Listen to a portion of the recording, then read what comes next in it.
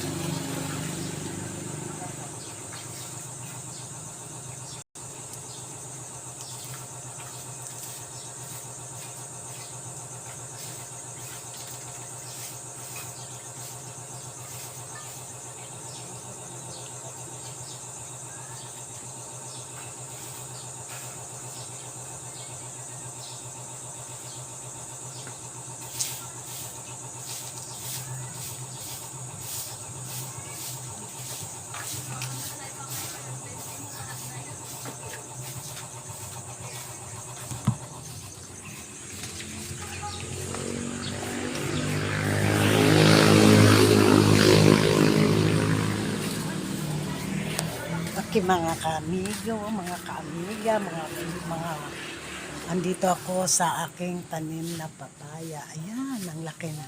Purya-usog, purya-usog, purya-usog. Nakita nyo ba? Yan. Alam nyo ba, ilang bisis ko na nakuhanan ng mga hinog yan. May pakinabang na sa akin yan. At saka, ito pa oh.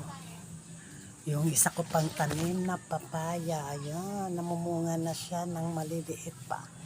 Kaya, andito lang sa bakurang mga kaamigo, amiga. Ayan, ang bayabas. Yung bayabas na yan ay malaki ng pakinabang sa akin yung bayabas na yan. Kaya, tapos yung mga halaman ko,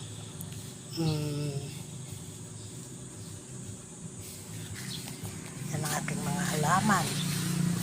Yan, oh, ganda. Oh, saan kayo maghahanap ng ganito? Baka kung magustuhan nyo to, pwede kayong mag-order sa akin. Pagtatanim ko kayo. Ganda ito, bihira na to ngayon. Pag yan ay namumulaklak, humahaba yan. Yung tangkay niya ay parang Christmas tree. May magagamit na kayo sa Pasko nyo. Mayroon kayong Christmas tree. Tsaka yun, ang aking bulaklak. Ay, medyo mahaba-haba na. Yan.